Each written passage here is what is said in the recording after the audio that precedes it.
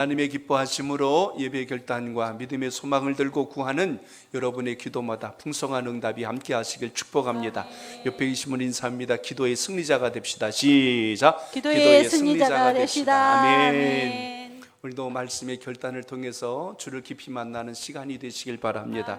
오늘 말씀의 제목 같이 나눕니다. 치명적인 유혹 앞에서. 치명적인 유혹 앞에서. 아멘. 오늘 여러분과 같이 오늘 다윗의 일생 가운데 가장 주의 영광을 가렸던 그때를 오늘 같이 말씀 가운데 나누고자 합니다. 오늘 그걸 통해서 우리가 이 혼탁하고 어지러운 시대 속에서 정말 바른 속윤리의 건강한 회복이 아닌 이 시대를 다시 잘 분별하시고 여러분의 믿음도 주님 안에서 주신 은혜가 아름답게 회복되어 갈 수 있길 축복합니다. 세상을 살아가면서 우리가 만나는 두 가지 위기가 있어요. 하나는 우리가 흔히 이제 연단이라고도 표현하고 테스트라고도 이야기하죠. 시련이라는 게 있습니다. 그런데 겉으로 보면 고난처럼 보이지만 그 연단을 통해서 하나님이 우리를 더 강하게 하시고 새롭게 만드시는 과정이란 걸 발견하게 됐을 때 오히려 그것은 우리에게 큰 축복의 통로가 될 수 있다는 것입니다. 그러나 반대 경우가 있어요. 우리가 흔히 말하는 유혹입니다. 이 유혹으로 인하여서 우리가 넘어지고 실족할 경우는 오히려 우리의 삶 속에 커다란 치명적인 상처와 아픔이 와서 더 큰 절망 속에 떨어질 수밖에 없는데요. 이 유혹이라고 하는 게 사실 외부에서 온 것 같지만 우리 안에서 반응하는 것으로 인하여서 일어난 결과란 걸 생각한다면 사실 욕심과 탐욕이라고 하는 것이 모든 유혹 앞에서 우리를 가장 연약하게 무너뜨리는 권세가 될 수 있습니다. 외부에서 오는 세력에 대해서는 우리가 단호하게 대처하고 막아내려고 하고 힘써 그것을 이겨내려고는 하는데요, 내 안에서 일어나는 건 내 스스로의 내적 갈등이기 때문에 이것이 때로는 연약하게 무너질 때가 많다는 것입니다. 그렇기 때문에 외부에서 일어나는 적은 어떻게 해서든지 막아보려고 노력하는 우리의 어떤 자세가 있다면 우리 내 안에서 일어나고 있는 이 내면의 적은 우리가 바른 영적 분별을 갖지 않고 있다면 반드시 쓰러질 수밖에 없다는 걸 잘 생각하면서 오늘 이 11장을 통하여 다시 한 번 더 주의 은혜가 여러분의 믿음 속에 있기를 바랍니다. 오늘 주제는 다윗의 범죄입니다. 그 범죄 가운데 우리아의 아내, 장수였던 우리아의 아내 밧세바를 자신의 아내로 삼고자 했던 다윗의 그 악한 생각과 여기에 아울러서 그의 남편이었던 우리아를 전쟁터에서 죽게 만드는 이 살인의 이 큰 죄가 오늘 다윗에게 일어났다는 이야기입니다. 그렇기 때문에 다윗은 오늘 그동안에 행했던 모든 그의 행적을 본다면 칭찬받을 만하고 모든 사람들에게 귀감이 되었는데 오늘 이 11장에 나타난 이 사건은 우리의 삶 속에서도 반드시 잘 분별하지 아니하면 건강한 가정이 무너질 수 있고 또 우리의 삶 속에 위기가 찾아올 수 있다는 걸 살피면서 믿음의 지혜가 여러분 삶 속에 있기를 바랍니다. 그렇기 때문에 오늘 그동안에 오늘 다윗이 사울로 인하여 얼마나 죽을 고비를 많이 넘겼어요. 수많은 위기 속에서도 그가 그 어려움들을 다 이겨냈는데 결국 어디에서 무너지냐면 자기 자신과의 내적 싸움에서 이겨내지 못하고 무너지는 사건을 오늘 본문에서 보게 됩니다. 그렇다면 여러분, 다윗이 이렇게 나라가 태평성대가 되고 싸울 때마다 승리하게 하셔서 그 모든 주변 지역을 완전히 통일 왕국을 이뤘을 뿐만 아니라 강한 민족으로 세웠고 그의 이름이 열방에 떨칠 만한 위대한 인물이 되었는데 오늘 본문에 나타난 이 사건 속에서 왜 다윗에게 이런 위기가 찾아왔고 이 일로 인하여 다윗의 삶 속에 커다란 오점이 생겼을까? 이걸 다시 잘 조명하시면서 우리의 삶 속에서 어떤 위기를 극복해 나가야 하는가 믿음의 지혜가 있길 바랍니다. 자, 저를 따라합니다. 나태함을 극복해야 합니다. 나태함을 극복해야 합니다. 유혹이라고 하는 것은 대부분 여러분 한가할 때 일어날 때가 많습니다. 한가하다는 것은 이미 내가 모든 걸 다 이루었다, 아니면 내 마음에 이제 평안한 마음이 찾아왔다, 이럴 때 일어나는 일들이 많다는 거예요. 과거에 비해서 요즘은 이제 어떤 기본 윤리적인 사건과 사고들이 참 많이 일어나는 걸 보게 됩니다. 사실 먹고 살기 힘들 때는요, 그것 때문에 다른 데 눈 돌릴 새가 없어요. 정신없이 뛰어다니고 그것을 위해서 최선을 다하고 그렇게 했어요. 마치 우리의 건강과 비슷합니다. 과거 우리 먹고 살기 힘들 때는요, 사실 성인병이란 거 잘 모르고 살았어요. 움직이지 않으면 안 됐거든요. 열심히 움직여야 돈을 벌었고 열심히 애써야 하루하루 살아갈 수 있었기 때문에 그때는 특별히 무슨 헬스장이나 이런 거 찾아다니지 않아도 그냥 알아서 몸 건강 관리 잘 됐어요. 근데 이제는 좀 넉넉하고 여유스러워지자 몸의 움직임이 점점 둔해지기 시작합니다. 또 여러 가지 또 가전제품들도 많이 발달했잖아요. 옛날에는 쫓아가서 TV 채널 돌리고 막 이랬는데 이제는 누워서 리모컨으로 꼬작꼬작거려. 요새는 말해도 되더라고. 이제는 몇 번 그러면 이제 막 움직여지는 세니까 입에만 근육 붙게 생겼다니까요. 몸에 아무 데도 이제 움직이지 않으니까 여기저기서 이제 어떤 일이 현상이네요. 근육도 약해지고 몸도 약해지고 뼈도 약해지고 이런 약해짐의 어떤 부분들이 자꾸 생기다 보니까 여러 병들이 생기는 걸 볼 수가 있어요. 우리의 삶 속에서도 마찬가지예요. 오늘 다윗의 인생에서 위기가 찾아왔을 때가 언제냐면 오늘 1절에 보면 나와 있습니다. 자, 오늘 1절을 같이 읽습니다. 시작. 그 해가 돌아와 왕들이 출전할 때가 되매 다윗이 요압과 그에게 있는 그의 부하들과 온 이스라엘 군대를 보내니 그들이 암몬 자손을 멸하고 랍바를 에워쌌고 다윗은 예루살렘에 그대로 있더라. 아멘. 자, 저를 따라합니다. 다윗은 예루살렘에 그대로 있더라. 그대로 있더라. 이 대목을 잘 우리가 먼저 보셔야 합니다. 그 해가 돌아왔다는 것은 해가 바뀌어서 이제 싸울 수 있는 환경과 여건이 되었다는 의미를 내포하고 있는데요. 당시에 이제 요즘으로 말하면 이제 겨울철에는 전쟁을 할 수가 없어요. 춥기 때문에 군사들의 어떤 환경이 전쟁의 원활한 환경이 아니기 때문에 그때는 모두 싸움을 위한 준비를 하는 시간들입니다. 그런데 오늘 여기서 지금 말하고 있는 그 해가 돌아왔다는 것은 이제 날씨가 바뀌어서 봄의 계절이 돌아옵니다. 대부분 이제 뭐 농사도 준비한다고 하지만 또 나라들마다 자기의 영토와 지경을 넓히기 위해서 전쟁을 많이 벌이는 때가 보통 이 계절이 바뀌는 시점이에요. 그러다 보니까 오늘 어떤 일이 생겼냐면 이런 각 나라마다 그 영토와 국익을 위해서 전쟁에 돌입하는 일이 생깁니다.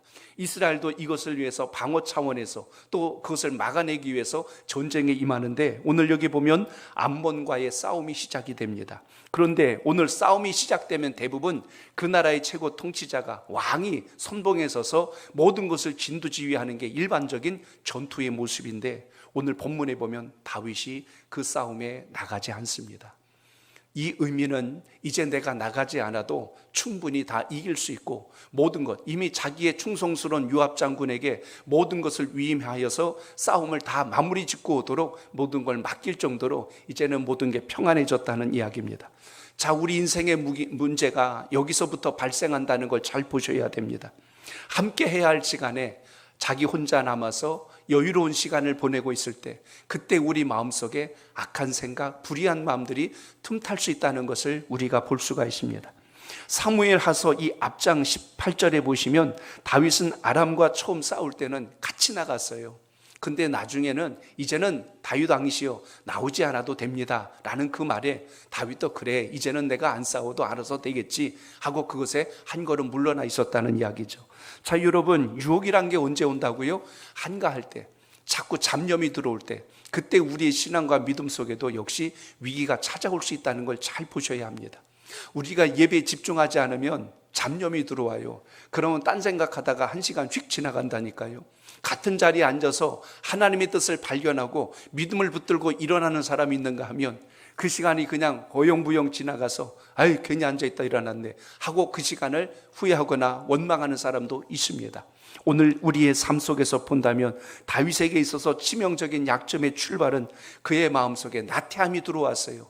전에 없던 마음이 그의 마음속에 서서히 자라나기 시작했다는 것입니다. 인생이 한가할 때 문제가 시작됩니다. 오늘 여러분 한가한 것보다 그래도 바쁜 게 낫다는 걸 기억하시길 바랍니다. 그래서 여러분 나 한가해요 그러지 말고 주님 저 열심히 지금 바쁩니다. 주님의 나라를 위해서 열심히 뛰고 있습니다. 이런 믿음의 고백이 여러분 속에 있기를 바랍니다. 오늘 여러분 유혹이 한가할 때 온다고 했는데 2절을 보시기 바랍니다. 2절 시작. 저녁 때에 다윗이 그의 침상에서 일어나 왕궁 옥상에서 거닐다가 그곳에서 보니 한 여인이 목욕을 하는데 심히 아름다워 보이는지라. 아멘.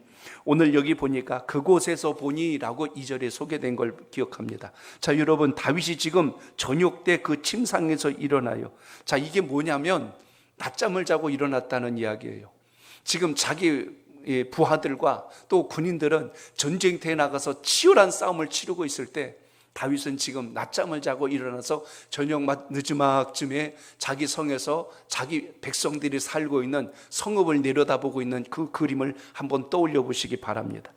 그렇기 때문에 다윗이 처음에는 보려본 건 아니었어요. 근데 이 유대의 집들의 구조들을 보면 대부분 위에가 개방되어 있는 경우들이 많습니다. 그러니까 벽과 담은 다 쌓여 있는데 위에서 내려다보면 보이는 상황이 되니까 어떤 현상이 나겠어요? 특히 다윗성은 예루살렘의 가장 높은 언덕 위에다가 놓은 데다가 거기다 성을 쌓고 그 성 위에서 내려다보니 얼마나 또 잘 보이겠어요. 그러다 보니 한 여인이 몸을 씻는 모습이 그 눈에 들어왔다는 이야기입니다. 살다 보면 때로는 내가 원치 않는 것이 눈에 들어오거나 보일 때가 있는데 오늘 본문에 이야기하는 그것을 본다라는 의미는 그것을 집중하여 보기 시작해요. 우리 속에 시험이 언제 시작하냐면 뭔가 묵상하기 시작하고 집중하기 시작할 때부터 우리 인생에 어려움과 위기가 올 때가 있습니다.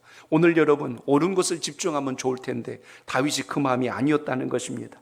밧세바가 지금 다윗을 유혹하려고 목욕한 게 아니라 다윗이 지금 내려다보고 있으니 목욕하자 그거 아니라는 거예요.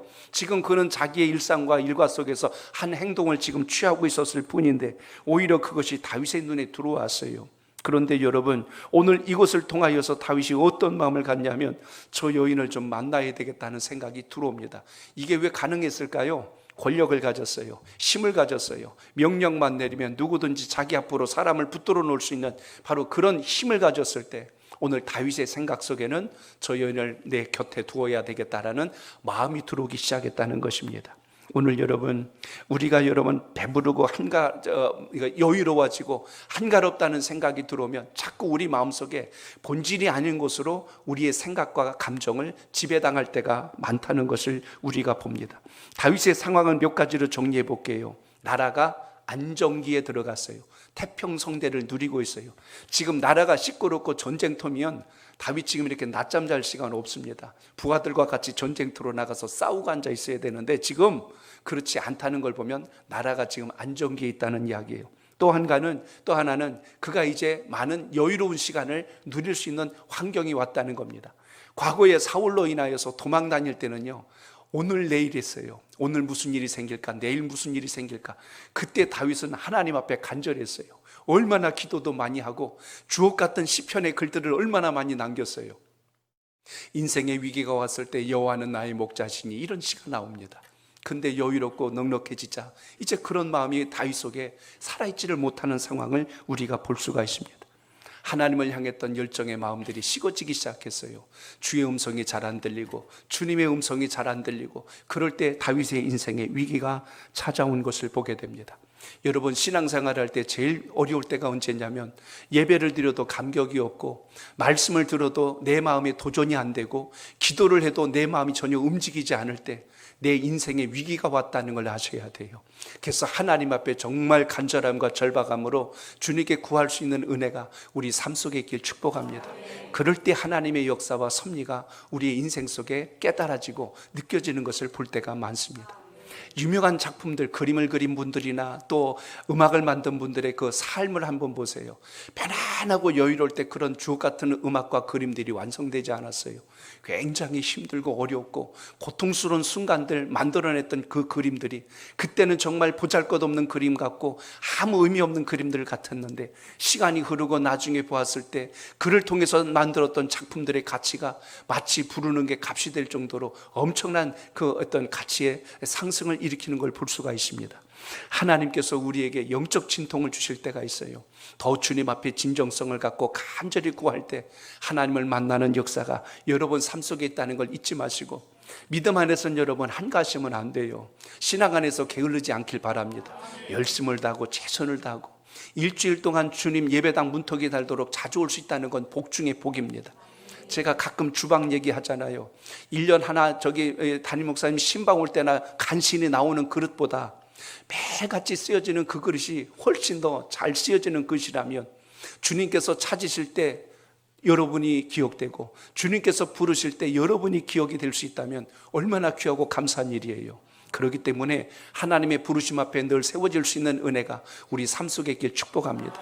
그냥 쉬운 말로 할게요. 죄질 시간이 없거든요.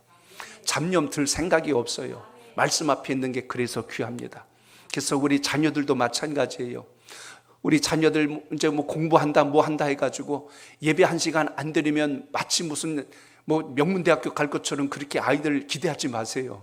하나님 앞에 예배 1시간 안 드렸다고 막 갑자기 뭐 3등급이 1등급 되고 그런 일 없어요. 가만히 놓고 한번 우리 솔직하게 우리 학생은 생각해 봐요. 주일날 예배 한번 빠진다고 해서 내가 뭐 굉장히 그 시간이 엄청나고 볼 것 같지만 벌써 고개 졌잖아. 그거 아니라고. 뭐 하겠다고 책상에 앉으면 공부 땅 시작하는 게 아니라 뭐 좀 시간도 좀 여유로운데 뭐 게임이나 한 판 하고 갈까 뭐 이러다 보면 예배 드릴 1시간 휙 날아가 버려요. 그러니까 여러분, 하나님 앞에 집중하는 시간이 내 인생의 마이너스가 아니고 우리 인생을 바꾸는 기회라는 것을 꼭 잊지 않길 바랍니다. 어디에 자주 우리가 보여지느냐는 정말 중요해요. 세상 가운데 자주 노출되냐, 하나님 앞에 자주 노출되냐, 거기에 따라서 우리의 인생의 열매와 결과가 엄청나게 다르다는 것을 잊지 않길 바랍니다. 그래서 여러분, 자녀가 잘 되길 바라신다면 주님 앞에 주님과의 만남을 지속적으로 권하시고 또 그렇게 할 수 있도록 지도하고 양육하시길 축복합니다. 오늘 여러분, 또 한 가지 우리가 본문을 통해서 봐야 될 거예요. 어떻게 해야 우리가 그것을 극복할 수 있을까? 저를 따라합니다. 멈추면 넘어집니다. 다윗이 지금 가장 힘들었던 게 뭐냐면 한가한 게 문제고, 이게 나태함으로 연결됐어요. 두 번째는 멈췄다는 거예요. 그동안 다윗이 이런 적이 없었어요. 항상 하나님을 묵상하고 주님께 뜻을 물었고 하나님 뜻을 행하려고 최선을 다했던 사람이 다윗이었습니다. 그런데 지금 다윗이 멈춘 거예요. 자전거를 타시는 분들 경험해 보셨을 겁니다. 무슨 서커스 하는 분 아닌 이상 자전거가 가다가 딱 서는 순간 어떻게 돼요? 민서야, 자전거 가다가 서면 어떻게 되니? 앞으로 꼬꾸라져. 과속했니? 그래. 어쨌든 꼬꾸라지든지 옆으로 넘어지든지 쓰러져요. 왜 그러냐면 페달을 밟고 움직여야 안 쓰러져요. 페달을 밟고 움직여야 안 쓰러지지 서 있으면 넘어집니다. 마치 신앙의 원리와 똑같다는 거예요. 팽이도 돌고 있을 때 안 쓰러져요. 근데 내버려 두면 쓰러집니다. 하늘을 나는 연이 있습니다. 바람을 맞으면 쫙 올라가요. 근데 줄 탁 놓거나 바람 안 불면 그냥 그대로 추락해 버립니다. 저는 여기서 신앙의 원리를 봐요. 믿음도 이만큼 했으니까 내가 다 했구나 하고 안심하고 방심하는 순간 바로 그 자리로 어둠과 악의 세력들이 틈탈 수 있다는 걸 우리가 결코 방심하는 마음으로 있어서는 안 된다는 것입니다. 달릴 때 안전하고 하나님 뜻을 붙들었을 때가 온전해질 수 있다는 것을 우리의 믿음에서 보셔야 합니다. 신앙에 여러분 열정이 식어버리면 그때부터 딴 생각한다니까요. 불평 생기고 원망 생기고 하나님이 기뻐하지 않는 생각으로 꽉 차버리게 될 때 이거 빨리 청산하는 방법은 주님 앞에 집중하는 겁니다. 예배의 회복, 기도 자리 회복, 봉사의 자리, 사명의 자리 회복하면 여러분이 그렇게 기도 제목으로 삼았던 문제들이 눈 녹듯이 싹 녹아지고 언제 그랬냐는 듯이 사라진다는 이야기입니다. 안 될 거 붙잡고 고민하지 말고 하나님을 붙들고 나가면 내가 끌어안고 있는 짐덩어리들이 다 떨어져 나가는데 우리는 본질에 집중하지 않고 다른 것을 붙들고 고민하면서 산다니까요. 그렇기 때문에 유혹에 넘어지지 않으려면 차라리 바쁜 게 낫습니다. 하나님 앞에서 바쁘시고 열심을 다하셔서 부지런한 여러분의 신앙이 되시길 바랍니다. 제가 어느 고등학생이 기도하는 걸 보고 감동했어요. 기도를 이렇게 하더라고요. 한번 들어보세요. 두 가지 기도를 해서 두 번 기도합니다. 하나의 기도는 그래요. 하나님, 제 심장이 뛰는 만큼 하나님을 더 깊이 만나게 하옵소서. 예준아, 감동이 되니 안 되니? 돼? 그래. 하나님, 제 심장이 뛰는 만큼 하나님을 깊이 만나게 하옵소서. 야, 같은 기도인데도 주님, 제가 주님 앞에 열심을 갖게 하소서보다 훨씬 더 주님의 마음을 감동시킬 만한 국문학과 출신 같아. 하여튼 이렇게 해가지고 기도를 하더라고. 근데 다음 기도가 더 감동스럽더라고요. 이렇게 기도하더라고요. 하나님을 사랑하는 사람들을 일렬로 세워서 부르실 때 저를 제일 앞자리에 세워 주옵소서. 감동이 돼요. 되지 않아요? 하나님께서 사랑하시는 사람들을 일렬로 딱 세우라고 하셨을 때 저를 제일 앞자리에 세워 주소서. 야, 저는 그 친구가 하나님 나라에서 뭔 일을 해도 큰 일을 하겠구나. 근데 그 기도가 보이려고 한 게 아니라 그렇게 기도하는 그의 모습을 보고 참 제 마음속에 울림이 왔어요. 저도 이렇게 감동이 되는데 하나님이 들으실 때 어떨까? 오늘 여러분 주님 앞에 우리의 진정성 있는 신앙적 고백이 항상 살아있길 축복합니다. 그렇기 때문에 오늘도 하나님께서 우리에게 인생의 방향을 주시고 영적인 자극과 도전을 주실 때 그걸 무덤덤하게 받거나 무시하지 말고 그때가 주님 만나야 될 시간이란 걸 아시고 더 간절함으로 주님께 매달릴 수 있길 축복합니다. 어느 암 전문가가 쓴 글을 잠깐 읽어봤어요.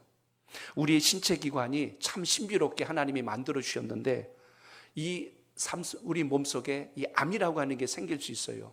그 원인이 너무나 다양해서 뭐라고 정의할 수는 없지만 그 중에 하나가 이제 음식으로 인하여 올 수도 있고요. 또 하나는 환경으로 인해서 올 수도 있고요. 또 하나는 정신적 스트레스와 압박으로 인해서도 올 수도 있다고 합니다. 근데 신기한 게 우리의 이 암이라고 하는 게 피부도 생기고 혈액에도 생기고 장기에도 생기는데 유일하게 우리 몸에서 생기지 않는 곳이 있대요. 어디죠? 이 암은 없어. 무슨 암이지? 심장암은 없어요. 다른 암은 다 있어도 심장암은 없어요. 왜 없을까를 가만히 놓고 보니까 심장은 태어나면서부터 하나님 부르실 때까지 뜁니다. 움직이고 있다는 이야기예요. 이 움직이고 있을 때 거기에 여러 가지 나쁜 세포들이 붙지를 못해요. 우리의 신앙과 똑같다는 생각을 제가 불현듯 가져봅니다. 여러분의 영적 신앙의 단계가 자꾸 멈추거나 쉬고 있을 때 잡념이 들어오고 불필요한 것들이 내 영혼을 사로잡는다는 것을 우리가 빨리 인식할 수 있어야 합니다. 그래서 여러분 주님의 심장으로 뛰시길 바랍니다. 하나님 앞에 붙어 있길 바랍니다. 그래야 여러분 타협하지 않아요. 핑계하지 않아요. 우리 하나님의 사람들은 주님 주신 소명 가지고 사는 거지 핑계와 변명으로 사는 사람이 아니잖아요. 그렇기 때문에 오늘도 복음의 본질을 잘 붙들고 믿음 앞에 서서 주여 흔들리지 않게 하소서, 주여 쓰러지지 않게 하소서, 주님 더 높이 푸른 창공으로 날아오르게 하옵소서, 이런 소망의 기도가 여러분 삶 속에 있길 바랍니다. 주여 내 형편과 처지가 이러하니 어찌하겠나이까 하고 그렇게 하소연하는 기도 하지 마시고 하나님께서 이루실 소망의 기도가 여러분을 움직이는 능력의 기도가 되시길 바랍니다. 요즘은 그 노래 부르는지 모르겠어요. 우리 어렸을 때 동요 중에 자전거 동요 있어요. 그 노래 아세요? 따르릉 따르릉 비켜나세요. 알아요? 다행히 세대 반주하라는 얘기는 아니야. 그래. 희준이 그 노래 알아요? 알구나. 그 노래가 조금 그래도 순화돼가지고 지금 부르는 거지 원곡 가사는 이래요. 따르릉 따르릉 비켜나세요. 자전거가 나갑니다. 따르르르릉 저기 가는 전호인 조심하세요. 이게 바꾼 노래고 원곡 제 어렸을 때 들은 기억은 그래요. 저기 가는 저 영감 꼬부랑 영감 이렇게 돼 있어요. 요즘은 허리 꼬부라지는 어르신들 잘 못 봅니다. 워낙 건강하고 정정하셔서 옛날엔 60만 돼도 어르신이고 노인이었어요. 지금 60이면 청춘인 거 아실 거예요. 70만 돼도 청춘이고요. 80인데도 노인정 안 가신대. 그때 물주전자 나르라고 그런데 그래서 안 가신대. 요즘은 90대야 좀 사셨다라고 할 만큼 수명이 연장됐는데 옛날에는 막 먹고 살기 힘들고 고생들을 많이 하셔서 허리가 빨리 구부러졌어요. 그러다 보니까 그런 노래가 나왔는데 지금은 만약에 이 노래 부른다고 하면 저는 금지곡 될 것 같아요. 왜 그런가 가만히 놓고 보니까 가사에 문제가 있어요. 보행자 보호 불이행입니다. 요즘은 보행자 우선이지 자전거 우선 아니거든요. 옛날에는 조금 그래도 있다 싶으면 자전거 요즘 차 갖고 다니듯이 그랬으니까 그런 노래 나와서 들려졌지 지금은 아니에요. 근데 그 노래 보면 뭐 어떤 겁니까? 가고 있을 때 이게 움직일 때가 자전거의 기능을 제대로 하지 쓰는 순간 이건 쓰러지고 넘어질 수밖에 없거든요. 우리가 하나님의 축복이 변질되거나 오염되지 않게 하려면 항상 믿음의 길에서 벗어나지 말고 주님 붙드는 역사가 여러분 삶 속에 있기를 축복합니다. 그래서 여러분 강조합니다. 예배 잘 드리시는 분 그렇게 시험 안 들어요. 기도 생활 꾸준히 하는 분 넘어져도 금방 일어납니다.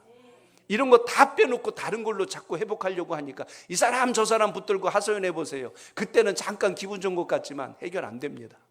그래서 우리 믿음의 사람들은 철저히 하나님 앞에 구하고 기도하셔서 주님 만나는 역사로 승리하는 하나님의 일꾼들 되시길 바랍니다. 예배 잘 드리시기 바랍니다. 기도 생활 꾸준히 하세요. 그리고 봉사도 열심히 하시고 그럴 때가 여러분의 영적 병들이 깨끗하게 나요. 그래서 우리 하나님의 사람들은 집중할 것에 집중하지 않으니까 오늘 다윗에게 있어서 이 얼마나 엄청난 오점입니까? 이것만 없었어도 다윗은 정말 위대하고 훌륭한 이스라엘의 왕이었다는 것을 만인이 인정하고 칭찬할 만한데 오늘 이것이 그의 삶 속의 아픔이었죠. 그렇기 때문에 우리가 인생을 살면서 반드시 놓치지 말아야 될 신앙적 원칙과 기준이 있어요. 자, 저를 따라합니다. 금지하신 것은 내 것이 아닙니다. 내 것이 아닙니다. 이 하나 원리만 지켜도 여러분 우리 인생 그렇게 잘못되지 않아요. 이거 참 중요한 제가 말씀을 묵상하다가 제가 그냥 이렇게 제목을 좀 만들어 본 겁니다. 금지하신 것은 내 것이 아니다. 이렇게 하면 오점이 안 생깁니다. 오늘 3절을 한번 같이 읽어볼까요? 시작. 다윗이 사람을 보내 그 여인을 알아보게 하였더니 그가 아뢰되 그가 엘리암의 딸이요 햇사람 우리아의 아내 밧세바가 아니니까 하니. 아멘. 이 3절의 말씀을 뉘앙스를 여러분 잘 기억하셔야 됩니다. 다윗이 저기 사는 저 여인이 누구냐? 저 여인을 좀 데리고 와라. 누군지 알아봐라 라고 했더니 그 신하 중에 한 사람이 이야기한 거예요. 아, 저 여인은 엘리암의 딸이요 햇사람 우리아는 당시에 다윗을 위해서 나라를 위해서 선봉에서 싸우는 군 장관입니다. 아마 요압 다음가라면 훌륭할 만큼 훌륭한 인물입니다. 그의 아내가 아니니까 라고 돼 있어요. 아니니까라는 이 뉘앙스를 여러분 이해하셔야 됩니다.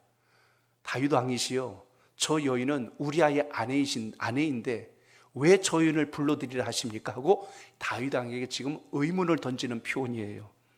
다윗이 이 말을 제대로 마음속에 새겼다면 아, 내가 좀 잠깐 다른 생각을 했나 보구나. 아, 미안하구나 하고 이러고 좀 넘어갔으면 얼마나 좋겠어요. 근데 자기의 힘과 권력을 가지고 그걸 무시하고 끝까지 데려오라고 오늘 명을 내린 것을 주목하게 됩니다. 다윗이 한 여인에게 관심을 두기 시작했어요. 그의 모습을 보고 아름다운 생각을 합니다. 다윗은 여인도 많은 사람이에요. 그런데 또 다른 여인을 보고 그 마음속에 음욕이 생깁니다. 욕심이 생겼다는 이야기예요. 우리의 심리 속에 이런 게 있어요. 하라 그러면 이상하게 하기 싫고 하지 말라고 그러면 이상하게 하고 싶을 때가 있어요. 잔디밭이 이렇게 했는데 출입 금지금은 이상하게 꼭 들어가고 싶어. 그럼 기분이 좋아. 들어가지 말라는데 내가 들어왔으니까 기분이 되게 좋아. 마치 뭘 자기가 이걸 다 얻은 것 같은 생각을 가져.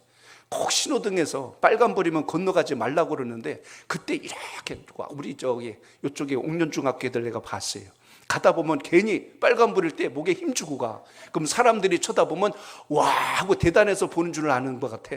그런 거 전혀 아닌데 나는 이런 것쯤은 무시하고 갈 수 있어. 자기가 좀 뭔가 좀 용기가 있고 힘 있다는 걸 보여주고 싶은지 그렇게 하고 가는 모습을 볼 때가 있어요. 근데 여러분 거기서 우리가 봐야 될 게 있습니다. 이상하게 우리 마음속에는 이 아담의 DNA가 흐르고 있어요. 하와의 DNA가 흐르고 있거든요. 그때 이미 동산 중앙에 있는 선악을 알게 하는 실과는 먹지 말라 그랬더니 다른 건 먹을 게 그렇게 많은데도 불구하고 이상하게 우리 마음속에는 하지 말라면 꼭 그게 눈에 들어와. 왜 저게 저렇게 먹고 싶지? 왜 자꾸 하지 말라니까 그게 자꾸 눈에 거슬려. 늘 평상시에 먹던 게 어우 이렇게 많아 그러면 얼마나 좋아요. 근데 가다가 자꾸 그걸 쳐다보게 된다니까. 왜 자꾸 저걸 먹지 말라고 그러지? 왜 자꾸 저걸 손대지 말라고 그러지? 그러면서 우리 마음속에 그런 생각이 들어옵니다. 그러다 보니까 우리가 만든 격언이나 속담들이 있어요. 남의 떡이 어떻대요? 갖다 놓고 무게 재보면 똑같은데 이상하게 옆에 준 게 더 많은 것 같아요. 꼭 주방에서 저 주일날 식사하고 이렇게 배식하고 옆 사람은 국을 좀 더 준 것 같은데 내가 미운가 왜 나는 요것밖에 안 줄까? 그리고 괜히 이제 그런 마음들 서운하던 마음 들 때도 있어요. 근데 여러분 또 그런 말도 해요. 훔친 사과가 맛있대요. 남의 거 몰래 빼앗아서 먹으니까 그게 더 맛있대요. 우리 마음속엔 이상한 죄성들이 있는데 오늘 다윗을 통하여 보니까 금한 것에 대한 그의 마음속에 불현듯 탐욕이 탐심이 지금 일어나고 있음을 보게 됩니다. 오늘 다윗의 죄가 언제부터 시작되었냐면 이미 우리가 앞부분에서 본 것처럼 자기의 일에 대해서 지금 나태해지기 시작할 때 이 일이 지금 벌어지기 시작합니다. 하나님께서 여러분에게 주신 사명이 있고 일이 있어요. 그거 게을러지기 시작하면서부터 우리 인생에 문제가 생깁니다. 이건 정확한 거예요.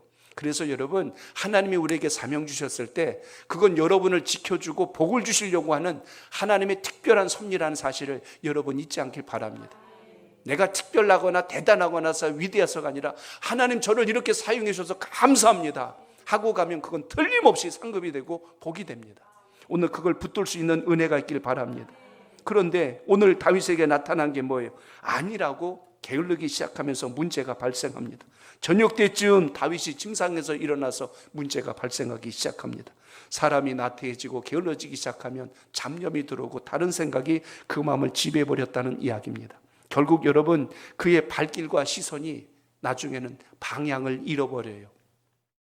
다윗이 사울을 피해서 도망칠 때는 어떤 곳이든지 숨을 수만 있다면 도망 다녔어요. 모압 땅이 됐던 블레셋 땅이 됐건 가리지 않고 도망 다니면서 숨었어요.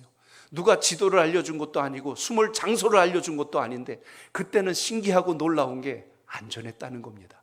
그렇게 위기를 만나면서 도망 다녔는데도 안전했어요. 왜 그랬냐면 다윗이 하나님께 집중했거든요. 하나님만 바라보고 갈 때는 인생의 길이 없는 듯해도 안전하게 지켜주시는 주님의 역사가 있습니다. 그런데 지금 문제가 왜 생겨요? 다윗은 왕궁도 있어요. 자기를 지켜주는 많은 부하들과 군인들도 있고 많은 또한 권력도 가졌고 힘을 가졌어요.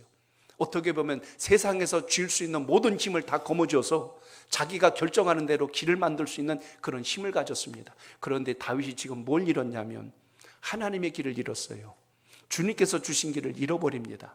그러니까 세상에서는 큰 자처럼 보일지 몰라도 하나님께서 주신 걸 놓치게 되니까 결국은 그의 인생이 무너질 수밖에 없다는 것을 보게 됩니다. 오늘 시찰의 모임이 있어서 제가 다윗이 사울로 인하여 어려움 당할 때 아둘람 굴에 피했던 이야기를 말씀으로 같이 나눴어요. 그때 다윗은 도망자 신세였고 숨는 인생이었습니다. 근데도 그 측근에 400명이 따라 붙었어요. 사울은 3,000명의 군인을 동원하여서 다윗 잡으려고 해도 못 잡았는데 다윗은 도망 다니는 와중에도 자기를 따르는 무리가 400명이나 넘게 된 것을 보게 됩니다. 하나같이 그들이 성경에 보니까 약한 자, 병든 자, 빚진 자, 그리고 상함을 가진 자들인데 눈으로 볼 때는 정말 무력하고 연약한 인생들 같지만 나중에 다윗이 왕권을 잡아서 이렇게 훌륭한 왕이 되었을 때 그들이 그 측근에서 좋은 일들을 감당해주는 귀한 충신들로 변화되는 것을 성경은 기록하지 않습니까? 그런데 지금은 다윗이 이게 바뀌어버렸어요. 그 마음을 잃어버린 거예요. 순전했던 마음을 잃어버리니까 삶 가운데 위기가 찾아온 것을 보게 됩니다. 오늘 이 귀한 시간 여러분 기도할 때요, 우리 마음속에 욕심, 탐욕이 들어오는 순간 본질을 잃어버리는 인생이 될 수 있다는 사실을 우리가 꼭 잊지 않길 축복합니다. 특히 인생을 허무는 것 중에 가장 무서운 것들이 있죠. 흔히 말하는 게 있습니다.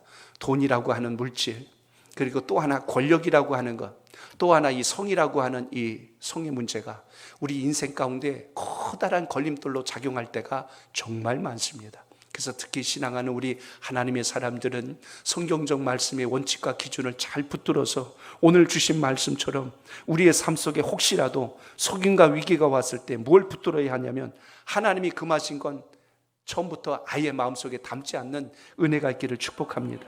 다윗이 그걸 놓쳐서 자기 인생에 커다란 오점을 남길 뿐만 아니라 그로 인하여 그의 다음 그의 왕권을 이어나가는 시대가 험난해질 수밖에 없어요. 압살롬이 반란을 일으키질 않나, 그 해서 밧사바를 통해서 난 자식이 바로 죽어나가질 않나, 심지어 다윗의 삶 속에 너무너무 힘들고 어려운 시간들이 계속 그 뒤에 꼬리에 꼬리를 무는 것을 보게 됩니다.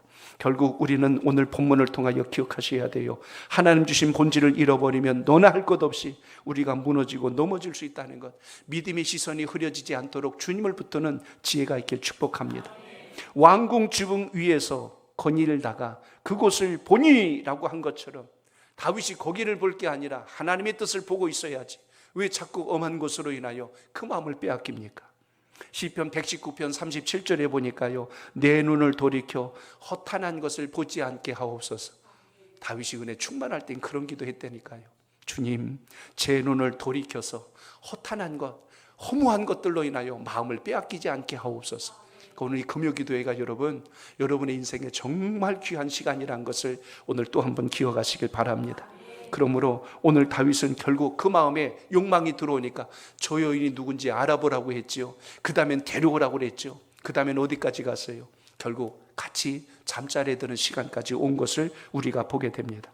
결국 우리의 삶 속의 모든 죄악이 이렇게 물들어 간다는 걸 잘 보시면서 항상 우리의 사는 이 시대가 과거에 비해서 많은 성적인 음란함과 또 성적 타락과 모든 이런 부정적인 일들이 늘어가고 있는 시대 속에서 다시 한 번 더 본질 앞에 설 수 있는 믿음의 역사가 있길 축복합니다.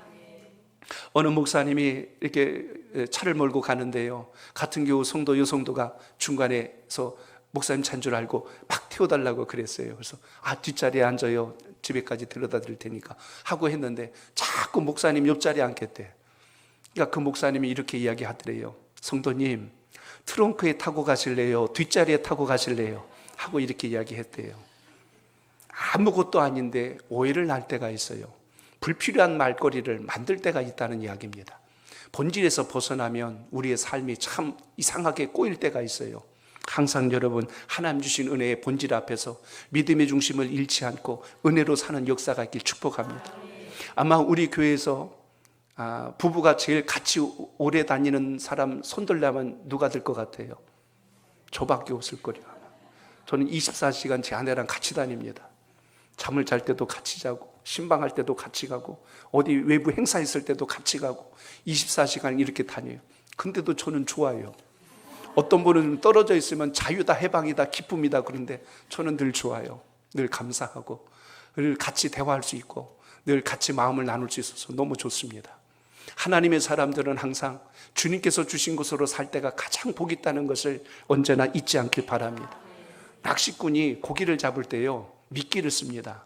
요즘은 미끼들 보니까요, 막 이렇게 움직이는 것도 있어요. 가짜인데 움직여요. 그러니까 물속에다 집어넣으면 물에 있던 고기들이 그게 먹인 줄 알고 가서 덥석 물어버려요. 조금 똑똑한 물고기라면 평상시 자기가 지내는 이 나와바리에서 못 보던 먹잇감이 생기면 경계합니다. 저거 못 보던 건데 하고 경계해야 돼. 근데 꿈틀대고 있으니까 야, 이게 웬 떡이냐고 덥석 가서 물어버리면 어떻게 되겠어요? 못 봐서 그렇지 물 밖에는 낚시꾼이 낚시 들여놓고 옆에 물 끓이고 있거든요. 잡는 즉시 바로 매운탕 해 먹으려고 해놓고선 다 대기하고서 이러고 있는데 그걸 못 보니까, 먹이만 쳐다보니까 결국 그걸 덥석 물어가지고 아주 그냥 비참한 최후를 맞게 됩니다. 우리 신앙과 인생은 안 그럴까요? 자꾸만 내 마음에 욕망이 있고 내 마음에 탐심이 생길 때 우리의 생각과 눈과 귀를 유혹하는 세상의 권세들이 있습니다. 못 모르고 그걸 덥석 물었더니 그 뒤에 마귀가 그걸 가지고 낚시질을 하고 있었어요. 결국 거기에 걸려들어서 무너질 때가 있습니다. 오늘 다시 한 번 더 우리의 신앙과 본질이 주님 앞에 잘 서서 하나님을 기쁘시게 하는 신앙과 믿음이 여러분 삶 속에 있기를 바랍니다. 마케팅하는 그 글을 좀 읽어봤습니다. 자동차 전시장이나 주로 고급차 같은 데죠, 백화점 같은 데, 거기에서 손님을 붙드는 방법을 그렇게 알려주더라고요. 손님이 오면 그렇게 한답니다. 먼저는 백화점 같으면 차를 한 잔씩, 차 한 잔 드실래요? 하고 차를 대접합니다. 근데 대부분 오는 분 손님들 어떤 자세로 온지 아시죠? 주머니에다 손을 이렇게 넣고 오거나 아니면 이러고 옵니다. 이 두 포즈를 취하고 오는 분들은 살 마음이 거의 없다는 거예요. 아이쇼핑 내지는 그냥 이렇게 가격 알아보고 인터넷에서 살려고 오는 사람들이요. 이렇게 보고서 이러고 있는데 이 손을 풀려면 어떻게 해요? 차를 한 잔 주는 거예요. 굉장한 영어 마케팅을 알려드리는 겁니다. 그러면 여기 괜찮아요. 그런데 드세요. 괜찮습니다. 차를 한 잔 받았는데 미안하기도 하고, 그럼 이리 좀 와보세요. 그래서 여기 이런 옷도 있고 이런 것도 있어요 하고 자꾸 권합니다. 그러다 보면 얼떨결에 자기도 모르게 이제 그걸 선택하는 경우가 있고, 자동차 그 판매 그 대리점에서, 전시장에서는 열쇠를 쥐어줘요. 막 그냥 그 이름 있는 차 있잖아요. 뭐 아우디인지 무슨 차인지 뭐 이래가지고 키를 좀 한번 앉아보실래요? 그러면서 가지고서 딱 앉아가고 이러다 보면 자꾸 마음이 흔들려서 결국에는 그렇게 돼요. 근데 대부분 차를 팔려면 누가 와야 되냐면 남자가 오는 게 아니라 아내가 와야 차를 팔린대.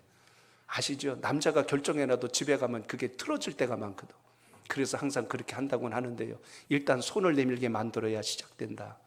그 모든 것 속에 뭐가 있어요? 움직임, 마음의 움직임, 동요를 일으키는 어떤 자극과 유혹이 있다는 것을 우리가 보게 됩니다. 오늘 이 땅을 살아가면서 우리 다시 한 번 더 잘 기억하세요. 분별 잃으면 낚시꾼이 던진 낚싯줄에, 그 낚싯밥에 결국 물려서 결국은 인생의 큰 낭패와 위기를 만날 때가 많습니다. 건강하게 살고 바르게 살고 지혜롭게 사는 것은 하나님이 금하신 건 아예 신경 쓰지 않길 축복합니다. 그게 제일 편해요.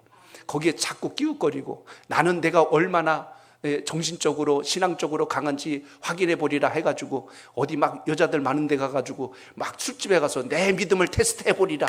그건 제일 미련하고 어리석은 거예요. 아예 근처 안 가는 게 지혜롭지. 거기 가가지고 내 믿음이 그건 제일 미련한 사람들이요. 오늘 하나님에 속한 자는 하나님이 기뻐하지 않는 곳에 머물지 않고 그곳에 앉지도 않고 눕지 않는 자가 지혜롭다는 것 잊지 않길 바랍니다. 이 땅의 가장 큰 유혹 두 가지만 말씀드리고 맺습니다. 지금 최근에 일어난 이 동성애 문제는 어제 오늘의 이야기가 아니에요. 이미 성경의 창세기로부터 그 소돔과 고모라 땅에서도 일어난 일이고 또 로마서를 보면 당시 로마 제국이 얼마나 동성애로 타락했는지 나타난 현상이고 이것이 그 뿌리를 가지고 지금까지 내려와서 전 세계 모든 나라들을 전부 잠식시켜버리는 것을 보게 됩니다. 언젠가는 이 세상이 이 악한 세력에 의해서 치열한 싸움에서 무너질 수도 있을 겁니다. 그러나 끝까지 마지막까지 저항할 수 있는 것은 하나님의 말씀이요 성령의 은혜가 우리 삶 속에 있길 축복합니다. 요즘도 드라마나 뭐 이런 것들을 통해서 계속하여 은근히 이런 동성애적인 분위기들을 연출합니다. 절대 그런 것에 마음 두거나 현혹돼서는 안 되고 제일 염려되는 거 우리 자라나는 세대들이에요. 우리 학생들이 그런 데 무너지지 않도록 우리 자라나는 세대들이 그런 데 쓰러지지 않도록 하나님의 뜻을 잘 우리가 말씀으로 양육하고 가르치는 은혜가 있길 축복합니다. 제가 자료 좀 찾아왔어요. 에이즈의 92%가 동성애 때문에 일어납니다. 이거 정확한 자료예요. 흡연자가 흡연자에게 폐암을 걸리게 할 확률이 20%라면 동성애자가 일반인에 비하여 에이즈 걸릴 확률이 200% 이렇게 나왔어요. 그러니까 거의 여러분 이게 우리 몸을 얼마나 망가뜨리고 바르지 않는 것인가를 분명하게 기억할 수 있어야 합니다.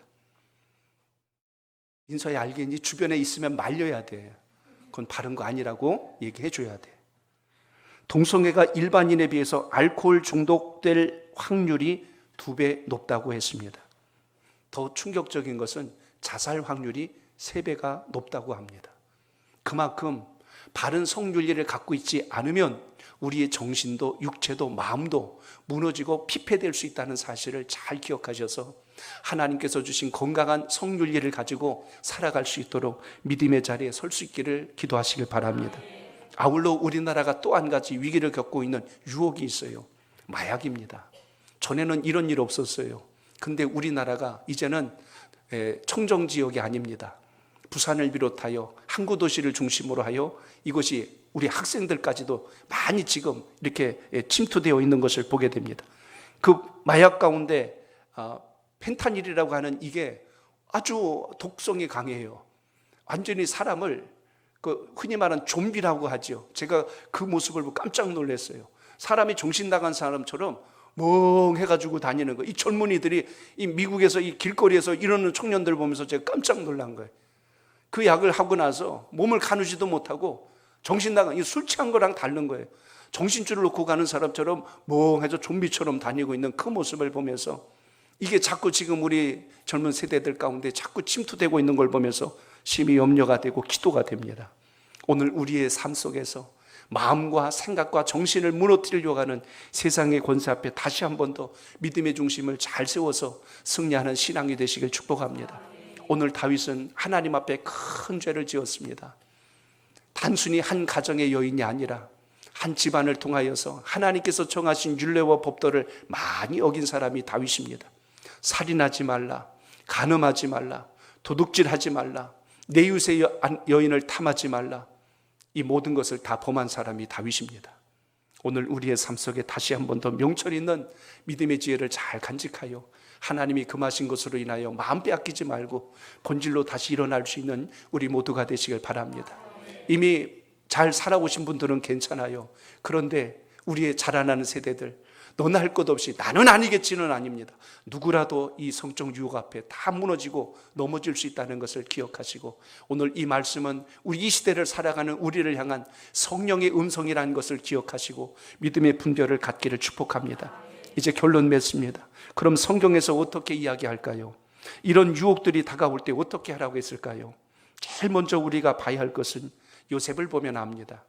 요셉은 성적인 유혹이 왔을 때 도망쳤어요. 거기 있지 않았어요. 핑계하지 않고 거길 떠나버립니다. 그게 제일 지혜로운 방법입니다. 성경을 찾아보니까 도망쳐라, 피하라는 단어로 연결되어 있어요. 고린도전서 6장 18절에 보니까 음행을 피하라고 기록되어 있고요. 디모데후서 2장 22절 보니까 또한 내가 청년의 정욕을 피하고라고 이렇게 되어 있어요. 다 피하는 걸로 나와요. 도망쳐라, 거기에 머물지 말라고 기록된 것을 보게 됩니다. 마음 두는 순간부터 그것이 결국 다윗처럼 데리고 와라, 누군지 알아봐라, 그리고 결국에서는 남편 죽여라, 이렇게까지 상황이 거침없이 커져가는 것을 우리가 보듯이 우리 다시 한 번 더 하나님께서 주신 본질 앞에서 믿음의 중심을 세울 수 있는 은혜가 있기를 축복합니다. 자, 끝으로 우리 갈라디아서 6장 7절을 읽어봅니다. 갈라디아서 6장 7절 시작. 스스로 속이지 말라. 하나님은 업신여김을 받지 아니하시나니 사람이 무엇으로 심든지 그대로 거두리라. 거두리라. 아멘. 아멘. 하나님께서 우리에게 주신 본질을 잃어버리면 우리가 이 땅을 살아가며 심는 대로 그게 열매가 된다고 분명히 기록하고 있습니다. 데살로니가전서 4장에 보시면 우리가 음란으로 인하여, 음행으로 인하여 나타날 결과에 대해서 압축하여서 이렇게 표현해요. 3절로 6절까지 거기 보시면 거기 그런 말씀이 기록되어 있습니다. 제가 읽겠습니다. 하나님께서 성적인 범죄를 거기 보니까 신원하신다라는 단어가 나와요. 신원하신다. 그 신원이란 의미 속에는 하나님께서 보복하신다 이렇게 되어 있어요. 그러니까 우리가 건강한 마인드를 가지고 신앙하지 않으면, 주님을 기쁘시게 해드리는 삶이 아니라면 하나님께서 그것에 대한 열매를 물으신다는 것을 우리가 다시 한 번 더 기억하시고, 오늘 주의 말씀을 통하여 오늘 다시 한 번 더 다짐하세요. 여러분의 가정을 가장 순결하고 거룩한 주님의 가정으로 만들어 가시길 바랍니다. 또 우리 자녀들이 가장 건강하고 바르게 믿음 안에서 성장할 수 있도록 기도하시고 양육하는 여러분의 가정이 되시길 축복합니다. 세상이 그러니 어쩔 수 없다고 타협하지 마시고 성경에서 가르쳐 주시고 말씀한 대로 가면 가장 건강하고 행복하다는 것 잊지 마시고, 이 믿음이 오늘 이 귀한 시간 기도하는 우리 온 성도들과 함께 또 이 혼탁하고 어지러운 시대 속에서 또 우리 자녀들을 통하여 건강한 신앙적 중심이 세워질 수 있도록 기도하는 은혜가 있길 축복합니다.